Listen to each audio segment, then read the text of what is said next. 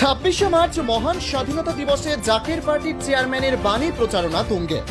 জাকের পার্টির চেয়ারম্যান মুস্তাফা আমির ফয়সাল দেশবাসীকে মহান স্বাধীনতার চেতনায় উদ্বুদ্ধ হওয়ার আহ্বান জানিয়েছেন। মহান স্বাধীনতা দিবস উপলক্ষে প্রদত্ত এক বাণীতে জাকের পার্টির চেয়ারম্যান বলেন, বাঙালি জাতি অন্যায়ের কাছে কখনোই মাথা নত করেনি। ৭১-এর 26শে মার্চ বীর বাঙালি যেভাবে স্বাধীনতা যুদ্ধে ঝাঁপিয়ে পড়েছিল তা বিশ্ব ইতিহাসে অনন্য। তিনি আশা প্রকাশ করেন, মহান স্বাধীনতার চেতনা বুকে ধারণ করে জাতি বিরাজমান সকল সমস্যা কাটিয়ে সুখ, শান্তি ও সমৃদ্ধির পানে এগিয়ে যাবে। এই লক্ষ্যে তিনি সকল দেশপ্রেমিক শক্তিকে এগিয়ে আসার আহ্বান জানান। এই সময় গাজীপুর জেলার জাকের পার্টির সাধারণ সম্পাদক ও গাজীপুর ৪ কাপাসিয়া আসনের জাকের পার্টির মনোনীত প্রার্থী ডাক্তার জুয়েল কবির তিনি বক্তব্যে বলেন, সকল সাংবাদিক ভাইদেরকে এবং সকলকে সালাম, আসসালামু আলাইকুম রহমতুল্লাহ বরকাতুহু।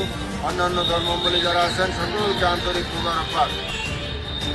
হিজবুল্লাহর ইমাম, জাতীয় ঐক্যের মহানায়ক, জাকের পার্টির মহামান্য চেয়ারম্যান মহামান্য পীরজাদা আলহাজ হযরত খাজা মোস্তফা আমির ফয়সাল মুজাদ্দিদি সাহেব আগামী দ্বাদশ জাতীয় সংসদ নির্বাচনকে সামনে রেখে ১৯৭ গাজীপুর ৪ কাপাসিয়া আসন থেকে জাকের পার্টির মাননীয় চেয়ারম্যান পীরজাদা খাজা মোস্তফা আমির ফয়সাল মুজাদ্দিদি সাহেব আমাকে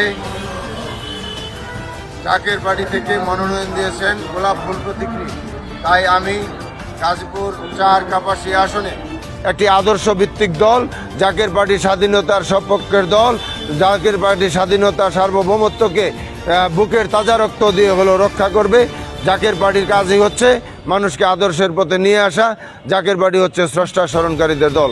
তাই আমি আপনাদের সকলকে উদারত আহ্বান করব, আগামী দ্বাদশ জাতীয় সংসদ নির্বাচনে গাজীপুর ৪ কাপাসিয়া আসনে আগামী দ্বাদশ জাতীয় সংসদ নির্বাচনে আমরা জাকের পার্টি এগিয়ে যাবে এবং জাকের পার্টির প্রতীক পবিত্র গোলাপ ফুল জয়যুক্ত হবে।